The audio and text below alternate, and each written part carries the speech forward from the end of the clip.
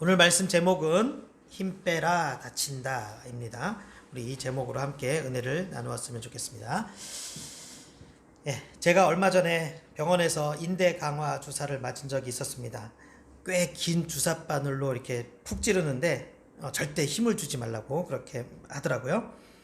그런데 힘을 주지 않으려고 해도 저는 머릿속은 힘을 안 주려고 하는데 너무 아프니까 저도 모르게 힘이 들어갔던 것 같습니다.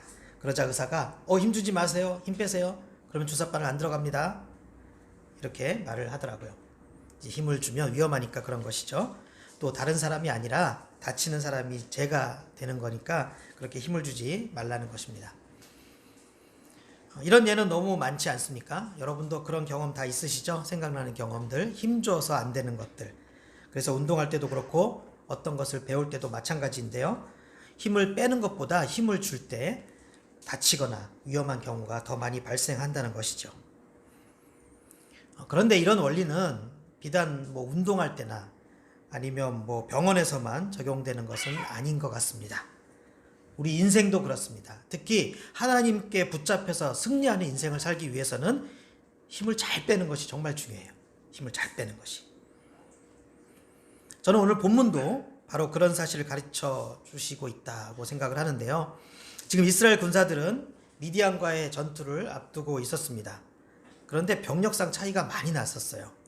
이스라엘은 3만 2천 명의 병사였는데 미디안은 13만 5천 명의 병사였습니다. 상대가 안 되지요. 자, 그럼에도 불구하고 하나님은 이스라엘 병사 수를 더 줄이라고 명령을 하십니다. 그래서 우선 희망자를 집으로 돌아가게 했습니다. 그랬더니 10,000명이 남은 거예요. 하지만 하나님께서는 아직도 숫자가 많다고 하십니다. 더 줄이라고 하세요.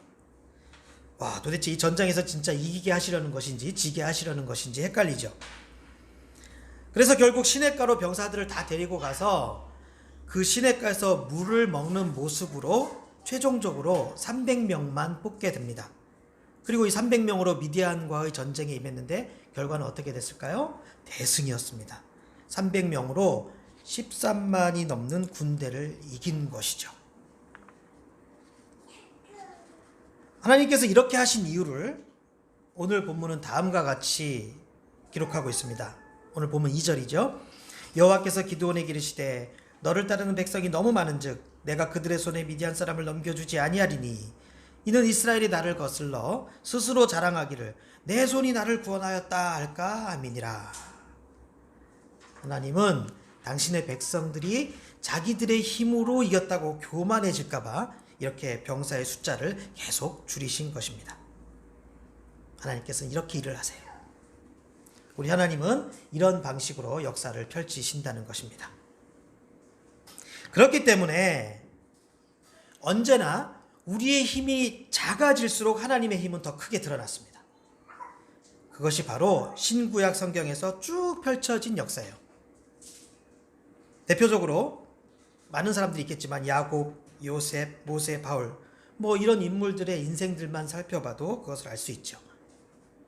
제가 방금 말씀드린 야곱, 요셉, 모세, 바울 이 네 사람의 공통점이 뭘까요?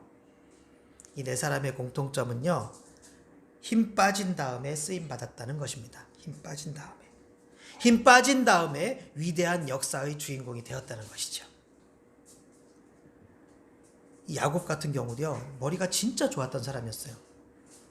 그래서 그 좋은 머리로 그 지혜를 가지고 엄청난 재산을 모으게 되죠. 세계 최고의 부자라고 표현해도 괜찮을 만큼 그렇게 그 좋은 머리로 엄청난 재산을 축적하게 됩니다. 하지만 곧 죽음의 위기가 닥치게 되고 그래서 야복나루에서 엎드려 기도하며 철저하게 힘 빠진 모습이 되었을 때 비로소 승리하는 인생이 되게 됩니다. 야곱이 야복나루에서 새롭게 받은 이름이 뭔지 아세요? 야곱에서 이름이 이스라엘로 바뀌어요. 여러분, 이스라엘의 뜻이 뭐냐면 하나님과 겨루어 이겼다라는 뜻이에요. 하지만 야곱이 이겼나요? 아니죠. 졌어요. 야곱은 하나님의 사자와 씨름하다가 환도뼈가 부러졌습니다. 그런데 그때 이스라엘이라는 이름을 얻은 거예요. 자, 무엇을 알 수 있을까요? 하나님 앞에서는 진 것이 이긴 거라는 거예요. 하나님 앞에서는 내 힘이 빠져야 진짜 승리할 수 있다는 것입니다. 그래서 내가 철저히 깨어지고 내 힘이 철저히 빠졌을 때, 그때 하나님은 우리더러 이겼다라고 말씀하시고 너는 승리자다라고 말씀해 주신다는 것이에요. 뭐 요셉도 모세도 바울도 다 마찬가지 아닙니까? 요셉도 감옥에서 수년 동안 힘이 다 빠진 다음에 파라오 앞으로 불려가게 되고 이집트의 총리로 임명되는 놀라운 일이 발생합니다. 모세도 마찬가지죠. 미디안 광야에서 힘 다 빠진 노인이 되었을 때, 그때 하나님께로부터 민족의 구원자가 되라는 위대한 사명을 받게 됩니다. 바울도 마찬가지예요. 바울도 승승장구하면서 기세가 하늘을 찌르고 있다가 다메섹으로 가는 길 위에서 예수님을 만나게 되고 거기서 엎드러지고 그렇게 힘 다 빠진 다음에 이방인의 사도가 되라는 놀라운 사명을 받게 된 것이죠. 그래서 이분들이 나중에 하는 고백들을 한번 보세요. 자신들이 얼마나 힘이 빠지고 낮아졌는지, 또 그럴 때 비로소 하나님께서 역사하셨다는 사실이 이들의 고백 속에서 다 드러나죠. 먼저 야곱의 고백부터 볼까요? 창세기 47장에서 야곱은 이렇게 말을 합니다. 야곱이 바로에게 아뢰되 내 나그네 길의 세월이 130년이니이다. 내 나이가 얼마 못되니 오직 우리 조상의 나그네 길의 연조에 미치지 못하나 험악한 세월을 보내었나이다 하고 야곱이 바로에게 축복하고 그 앞에서 나오니라. 또 모세는요, 홍해 앞에 있는 백성들에게 이렇게 말을 합니다. 출애굽기 14장. 모세가 백성에게 이르되 너희는 두려워하지 말고 가만히 서서 여호와께서 오늘 너희를 위하여 행하시는 구원을 보라. 너희가 오늘 본 애굽 사람을 영원히 다시 보지 아니하리라. 여호와께서 너희를 위하여 싸우시니 너희는 가만히 있을지니라. 자, 바울도 볼까요? 에베소서 3장. 모든 성도 중에 지극히 작은 자보다 더 작은 나에게 이 은혜를 주신 것은 측량할 수 없는 그리스도의 풍성함을 이방인에게 전하게 하시고, 더 나아가 디모데 전서에서는 이렇게까지 고백합니다. 죄인 중에 내가 괴순이라. 왕년에 정말 잘 나갔던 이분들이 자신들의 힘이 다 빠진 다음에야 비로소 진짜 능력자, 진짜 승리자로 쓰임받습니다. 이분들도 그 사실을 확실히 깨닫게 되니까 이제 이런 고백들이 나온 것이죠. 오늘 본문의 주인공인 기드온도 마찬가지 아닐까요? 기드온도 지금 힘 빼있는 상태니까 쓰임받은 것이지 힘 들어있는 상태였으면 하나님께 쓰임받지 못했을 거예요. 기드온도. 저는 오늘 본문에서 그 병사들이 물 먹는 장면에서도 그 귀한 인사이트를 얻게 되더라고요. 이 본문에 이 물 먹는 장면의 해석들을 보면 이 딱히 물 먹는 모습이 어떤 의미가 있는 건 아니다, 이렇게 해석을 많이 합니다. 물론 저도 뭐 어떻게 물 먹는 게 더 좋은 모습이다, 이렇게 물을 먹어야 더 좋은 거다, 이런 것은 아니지만 제가 얻은 인사이트는요, 저는 그냥 이 300명 안에 뽑힌 이 사람들의 물 먹는 모습에서 기드온이 보이더라고요. 다들 기드온 닮았어요. 물을 손으로 움켜 입에 대고 먹는 모습. 여러분 어떤 이미지가 떠오르세요? 어떤 분들은요, 이 사람들이 왜 뽑혔냐, 이 물을 이렇게 잘 마셔서 그렇다, 이렇게 급히 먹지 않고 침착하게 얌전하게 이 물 먹는 모습이 하나님 마음에 들어서 이렇게 뽑혔다라고 이렇게 말을 하는데, 저는 그렇게 뭐 긍정적인 모습으로 보이진 않아요. 저는 그냥 소심해 보였습니다. 그러니까 10,000명의 병사들 중에 딱 300명만 그렇게 물을 마시고 있었던 거죠. 이게 무슨 침착한 거랑 상관이 있어요? 물 먹는데. 병사들이 물 먹을 때 좀 터프하게도 먹고 빨리빨리 좀 움직여야죠. 빨리빨리 먹고 재빠르게 행동을 해야죠, 민첩하게. 그런데 이 300명은 걱정도 많고 생각도 많고 의심도 많으니까 물을 그렇게 마신 거예요. 그러니까 전체 인원의 3%밖에 안 되는 거예요. 굉장히 유니크해요. 97%가 다 같은 모습으로 물을 마시고 있는데 3%는 특이하게 그렇게 마시고 있었다는 겁니다. 그냥 기드온들이에요. 기드온들. 작은 기드온들. 소심하고 두려움 많고 의심 많고 그런 기드온들이에요. 제 생각이에요. 자, 그런데 하필 그 300명이 전쟁에 나가는 병사들로 선택된 겁니다. 소심쟁이들 300명이 모이게 된 거예요. 자, 그 사람들을 바라보면서 기드온의 심정이 어땠을까 이렇게 생각을 해봤습니다. 아마 이러지 않았을까요? 괜찮겠습니까, 하나님? 저 하나도 그런데 다 저 같은 애들만 이렇게 뽑으셨네요. 만약 기도원이 이렇게 물어봤다면 하나님이 이렇게 대답하셨을 것 같아요. 괜찮아. 내가 붙잡으면 돼. 내가 너도 사사로 세웠잖니. 그러면서 이렇게 위로하시지 않았을까 싶어요. 기도원, 너는 소심한 게 아니라 신중한 거란다. 내가 붙잡으면 되는 거야. 내가 붙잡으면 강한 용사가 되는 거야. 중요한 건 힘을 빼는 거란다. 이렇게 말씀하지 않았을까 싶습니다. 여러분 혹시 알바트로스라는 새를 아십니까? 이게 현재 멸종 위기에 있는 새인데요. 이 새의 또 다른 별명이 있대요. 들어보신 분들 있겠지만 바보새라고 합니다. 덩치는 큰데 생긴 것도 제가 볼 때 예쁘게 생겼어요. 눈도 크고 생긴 것도 근데 좀 약간 멍하게 생겼어요. 되게 순하게 생겼어. 그리고 걷는 모습도 우스꽝스럽고 또 아이들이 막 돌을 던져도 뒤뚱거리면서 잘 도망가지를 못해요. 그러니까 그런 별명이 붙은 거죠. 그래서 쉽게 잡힙니다. 날개가 엄청 크거든요. 근데 잘 날지 못해요. 그냥 걸어서 도망가요. 새가 걸어서 뒤뚱뒤뚱 도망가면 그거 100% 잡히죠. 그러니까 멸종 위기에 처한 겁니다. 자, 그런데 이 새가 언제 하늘을 나냐면 폭풍 같은 게 올 때가 있어요. 폭풍이 오면 다른 동물들 다 숨는데 이 알바트로스는 절벽으로 조용히 올라갑니다. 그래서 높은 절벽으로 올라가서 폭풍을 기다리면서 가만히 서 있는 거예요. 그러면서 점점 바람이 거세질수록 날개가 움직이고 그때 절벽에서 뛰어내립니다. 그리고는 하늘로 쫙 날아 올라가는 거예요. 그렇게 알바트로스가 창공위에서 양날개를 다 펴면 날개 길이가 3m가 넘고요.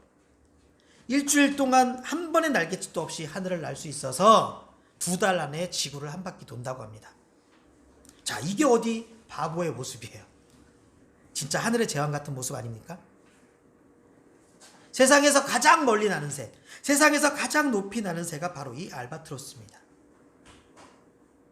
자, 그런데 알바트로스는 어떻게 이렇게 날 수 있을까요? 자기 힘으로 나는 것이 아니라 바람의 힘으로 날기 때문에 그래요. 바람의 힘으로 날기 때문에. 그러니까 비록 땅에서는 바보새라고 놀림받아도 그 엄청난 바람의 힘으로 날아오르니까 활공의 제왕이 될 수 있는 것이지요. 이것이 바로 힘을 빼야 하는 이유입니다. 힘을 빼야 제대로 비상할 수 있다는 거예요. 저와 여러분도 마찬가지입니다. 여러분은 준비되어 있습니까? 여러분들은 하늘을 활활 날아오를 준비가 되어 있습니까? 내 인생이 놀라운 주님의 바람으로 인해 훨훨 날아오를 준비가 되어 있느냐는 거예요. 그러기 위해서는 나를 점검해야 합니다.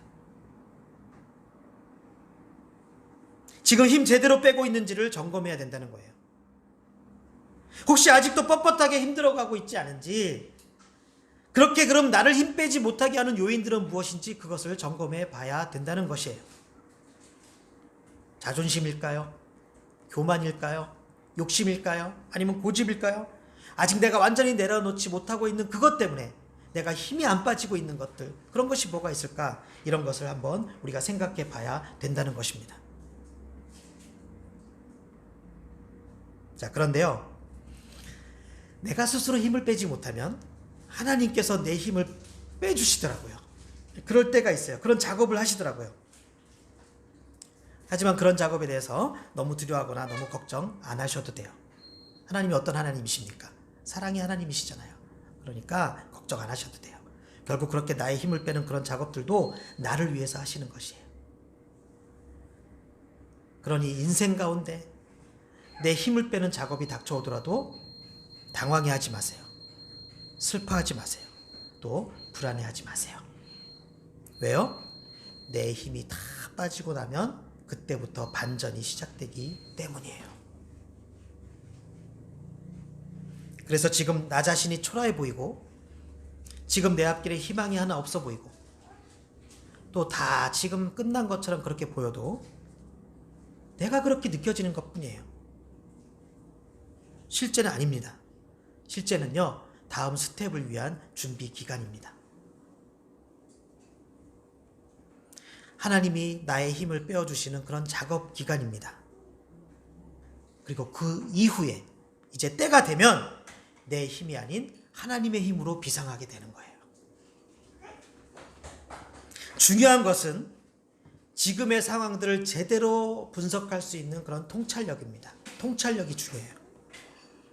그래서 힘을 빼야 될 때를 잘 캐치하고, 그래서 괜히 내가 해보려고 쓸데없이 힘주지 말고 그냥 그저 힘을 잘 빼야 되는 것이 가장 중요한 것이죠.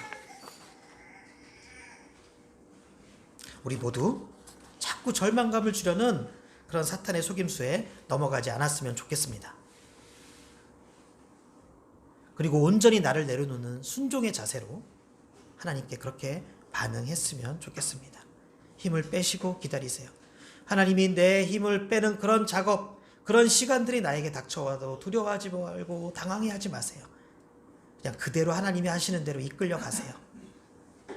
그게 인생의 끝이 아닙니다. 힘 빼는 작업이에요. 더 높이 멀리 날기 위한 작업이에요. 그래서 하나님께 순종의 자세로 그냥 임해야 됩니다. 우리 모두 그렇게 함으로써 마침내 위대하게 창공을 비상하는 그런 사명자가 될 수 있기를 예수님의 이름으로 축원합니다.